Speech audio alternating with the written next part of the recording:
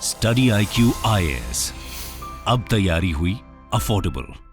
Hello दोस्तों, नमस्कार। स्वागत है आप सभी का स्टडी IQ में। मैं हूं आपका एजुकेटर दोस्त दीपांशु सिंह और आज हम लोग बात करने वाले हैं। इनफैक्ट आज हम लोग कुछ अलग करने वाले हैं। अलग कैसे करेंगे? आज हम लोग पॉइंट बाय पॉइंट एक जो यूएस की सो कॉल प्रोपेगेंडा रिपोर्ट है उसको पॉइंट बाय पॉइंट काउंटर करेंगे। और ये रिपोर्ट है एक्चुअली में कि क्या भारत में मुस्लिम्स एंड माइनॉरिटीज खतरे में है। तो ये स्टेट डिपार्टमेंट की अमेरिका की एक रिपोर्ट आई है, इसके बारे में आज हम लोग चर्चा करने वाले हैं। तो ये कोई नई बात नहीं है दोस्तों, ऐसी रिपोर्ट और भी आती रही है, बट सबसे इंपॉर्टेंट ये है इस बार ये रिपोर्ट जो आई है ये इंटरनेशनल रिलीजियस फ्रीडम रिपोर्ट है यूएस डिपार्टमेंट ऑफ डिफेंस की। और ये इन्होंने रिलीजियस फ्रीडम के बारे में बात की है और इनके हिसाब से माना जाए कि विश्व में कुछ ऐसी कंट्रीज है जहां पे रिलीजियस माइनॉरिटीज और रिलीजियस फ्रीडम जो है काफी ज्यादा कम है, और उसमें उन्होंने इंडिया का नाम जो है एक कॉज ऑफ कंसर्न में डाला हुआ है। तो ऐसा क्यों हुआ है इसके बारे में बात करेंगे और साथ साथ इस पे ऑफिशियल स्टैंड जो है अगर हम देखें वो क्या है of the government of India या फिर यूएस के स्टेट डिपार्टमेंट इसके बारे में क्या कहता है उसके बारे में बात करेंगे। तो सेक्रेटरी एंटनी ब्लिंकन जो है यूएस सेक्रेटरी ऑफ स्टेट, उन्होंने रिपोर्ट प्रेजेंट करी थी क्योंकि उनकी खुद के स्टेट डिपार्टमेंट की ये रिपोर्ट है। बट उन्होंने कैटेगोरिकली अगर हम देखें भारत का नाम नहीं लिया। वहीं पे अगर हम देखें इंडिया ने ऑफिशियली इसको रिजेक्ट किया है। वहीं पे कुछ लोग या फिर अगर आप देखेंगे कुछ सेक्शंस जो हैं वो ये कह रहे हैं कि ये कॉज ऑफ कंसर्न की बात है। तो अलग अलग अगर आप देखें इसमें लोग डिवाइडेड हैं। और ये जो रिपोर्ट है इसका कहना है कि ये बोल रहा है इंडिया को कंडेम करने के लिए परसिस्टेंट रिलीजियस वायलेंस जो भारत में हो रहा है। तो दोस्तों, जैसे मैंने पहले भी आपको बताया कि ऐसा ये पहली बार नहीं हो रहा है। ये इनफैक्ट यूनाइटेड स्टेट्स का जो कमीशन है इंटरनेशनल रिलीजियस फ्रीडम पे, अगर आप देखेंगे ये रिपोर्ट इनकी लगातार आती रही है। पिछले साल भी आई थी, कोविड में इतना काम होने के बावजूद भी उन्होंने क्रिटिसाइज किया था। तो कहीं ना कहीं दोस्तों लगता है कि कहीं अगर आप देखेंगे पेड और वेस्टेड इंटरेस्ट द्वारा एक फेक प्रोपोगेंडा तो नहीं है। पर अगर हम रिपोर्ट की बात माने और अगर हम रिपोर्ट को थोड़ा समराइज करें दोस्तों, तो हम ये देख सकते हैं कि यूनाइटेड स्टेट्स जो है वो बेसिकली इस रिपोर्ट के थ्रू चाहता है कि इंडिया जो है वायलेंस को कंडेम करे। और स्टेट डिपार्टमेंट ने 15 मई को ये रिपोर्ट रिलीज करी थी ऑन रिलीजियस फ्रीडम, जिसमें इन्होंने बोला है कि भारत में रिलीजियस जो माइनॉरिटीज हैं, स्पेशली मुस्लिम्स एंड क्रिश्चियंस, ये बिलियन प्लस नेशन में ये खतरे में है थ्रू दी गवर्नमेंट। और सीनियर यूएस ऑफिशियल का कहना है, और जब वो ब्रीफ करे थे रिपोर्टर्स को ऑन द रिपोर्ट, ये कस्टमरी कंडीशन है, अनोनिमिटी की बेसिस पे उन्होंने बताया कि इंडिया में बहुत ज़्यादा पोटेंशियल है, but he was very saddened by the fact कि यहाँ पे इंडिया में काफ़ी ज़्यादा, अगर आप देखो, रिलीजियस वायलेंस जो है वो हो रहा है। तो मतलब ये देखिए आप दोस्तों, ये रिपोर्ट एक ऐसे समय पे आई है जब प्रधानमंत्री मोदी जी को ऑफिशियल स्टेट विजिट पे आया जो है जो बाइडेन ने बुलाया है। खासकर पे आप देखें कि उसके बाद सितंबर में G20 की समिट होने वाला है इंडिया में, और इंडिया इस बार होस्ट कर रहा है प्रेसिडेंसी। और उस समय ये रिपोर्ट रिलीज करना, ठीक जब जून के महीने में प्रधानमंत्री मोदी जी जाएंगे अमेरिका, उसके जस्ट पहले ये रिपोर्ट को रिलीज करना कहीं ना कहीं एक चिंताजनक विषय हो सकता है। तो क्या इसका इंपैक्ट भारत और यूएस के रिलेशंस पे पड़ेगा, उसके बारे में भी हम लोग दोस्तों इस वीडियो में बात करेंगे। बट सबसे बड़ी बात है, what is the reality of this report? क्या ये फेक प्रोपेगेंडा है, पेड वेस्टेड इंटरेस्ट जो है लोगों का या कुछ सेक्शंस ऑफ सोसाइटी का जो ये कराना चाहते हैं? उसके बारे में डिटेल में बात करेंगे। बट दोस्तों, आप मेरे साथ टेलीग्राम पे जुड़ सकते हैं, QR कोड को स्कैन करिए, और साथ साथ आप मुझे ट्विटर, इंस्टाग्राम और लिंक्डइन पे भी फॉलो कर सकते हैं। उसके अलावा स्टडी IQ पे हम लोग ने मॉर्निंग और इवनिंग बैच लॉन्च किया है प्रीलिम्स टू इंटरव्यू का, जहां पे हम लोग मेंस रेजिडेंशियल प्रोग्राम भी चला रहे हैं। आप वहां पे ज्वाइन कर सकते हैं डीप लाइव कोड यूज करके, जहां से आपको मैक्सिमम डिस्काउंट भी मिल जाएगा। एंड साथ साथ आपको मिलेगी मेरे कोर्सेज के through mentorship and guidance bye top experts.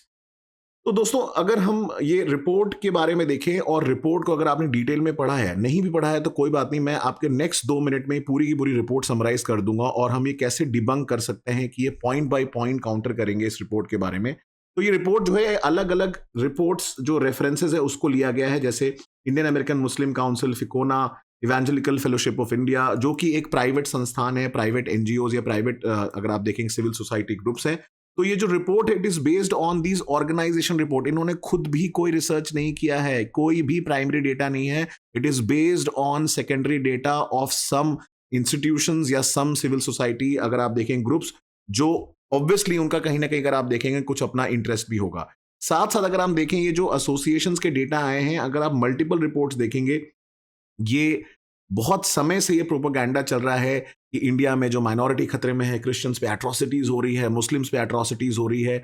और ये लोग कई बार अगर आप देखेंगे अपनी बातें मनवाने के लिए भी सरकार से ये सब चीजें करते रहते हैं। इनफैक्ट अगर आप कुछ देखेंगे, डेटा इतना ज्यादा डुप्लीकेटेड है, मतलब सेम ही चीज को 10 बार अलग अलग जगह प्रेजेंट कर दिया गया है, ताकि लोगों का ध्यान ना जाए। और इसमें जो सबसे बड़ी एजेंसी है फिकोना, उसके 3 डिफरेंट डेटा पॉइंट जो है वो क्रिश्चियंस को लेके, मतलब खुद ही वो लोग अगर आप देखें कंफ्यूज्ड है कि रियलिटी में क्या है। मतलब वो अलग अलग पेज पे अलग अलग डेटा देते हैं इन द सेम रिपोर्ट।